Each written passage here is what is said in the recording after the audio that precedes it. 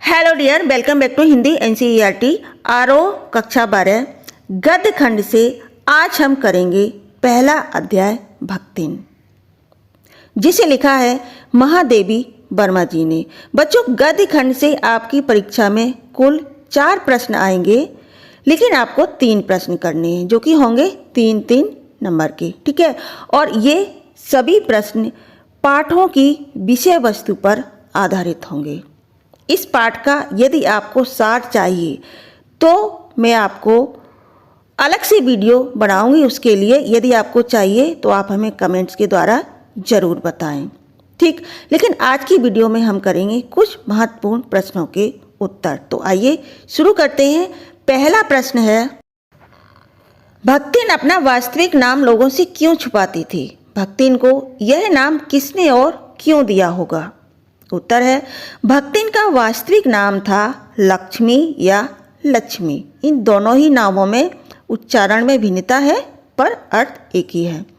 उसे यह नाम उसकी माता पिता ने दिया होगा। उन्होंने सोचा होगा कि उसके पैदा होने पर वे धन धान्य से भरपूर हो जाएंगे। यह लड़की जहाँ भी जाएगी वहीं धन की वर्षा होगी, परंतु हुआ इसके विपरीत। उसने लक्ष्मी बनने की कोशिश बहुत की, परंतु अपने ही ससुराल वालों ने उसे दाने दाने को मोहताज कर दिया। ऐसी निर्धन दशा में वह स्वयं को लक्ष्मी नहीं कहलवाना चाहती थी, इसलिए उसने अपना वास्तविक नाम लोगों से छुपाने का प्रयास किया होगा। साधारणतया ये देखा जाता है कि हमारा नाम हमारी एक पहचान बनाता है, वो हमारा भविष्य तय करता है। यहाँ पर बिल्कुल उल्टा हुआ।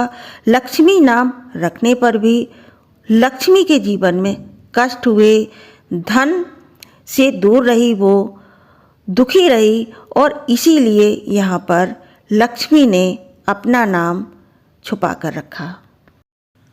अगला प्रश्न है, भक्तिन की बेटी पर पंचायत द्वारा जबरन पति थोपा जाना स्त्री के मानवाधिकार को कुचलने की परंपरा का प्रतीक है। इस कथन पर तर्क सम्मत टिप्पणी कीजिए। ये प्रश्न आया है 2008 में। भक्तिन की विधवा बेटी के साथ उसके ताऊ के लड़के के साले ने जो जबरदस्ती की, उसका दंड उसे मिलना चाहिए था, किंतु गांव की पंचायत ने लड़की की अनिच्छा के बावजूद उसे उस तीतरबाज युवक के साथ बांध दिया। विवाह के संदर्भ में स्त्री के मानवाधिकार को कुचलने की परंपरा इस देश में सदियों पुरानी है। यहाँ की समाज ने नारियों को अपना विवाह स्वयं तय करने के अधिकार से वंचित रखा है। कभी इस देश में सीता व सावित्री अपने विवाह का निर्णय स्वयं करती थीं, किंतु काल की चपेट से कुछ सामाजिक परंपराओं ने नारियों से यह अधिकार छीन लिया। अब उसकी शादी का निर्णय माता पिता भाई आदि पारिवारिक जन करते हैं। विडंबना यह है कि बेटियों में विरोध करने की क्षमता भी नहीं रही। यदि भक्तिन की बेटी की तरह कोई विरोध करने का साहस भी करती है तो पंचायत द्वारा उसका स्वर दबा दिया जाता है। आज के समाज की ये विडंबना ही तो है कि नारी आज भी स्वच्छंद होकर नहीं जी सकती, अपने फैसले खुद नहीं कर सकती। समाज की रीति रिवाजों की बेड़ियों में आज भी वो बंधी हुई है और दूसरों के सुख के लिए जीती आ रही है। अगला प्रश्न, भक्तिन अच्छी है पर उसमें दुर्गुणों का अभाव नहीं। लेखिका के इस कथन के आलोक में चरित्र की 3 विशेषताओं का उल्लेख कीजिए।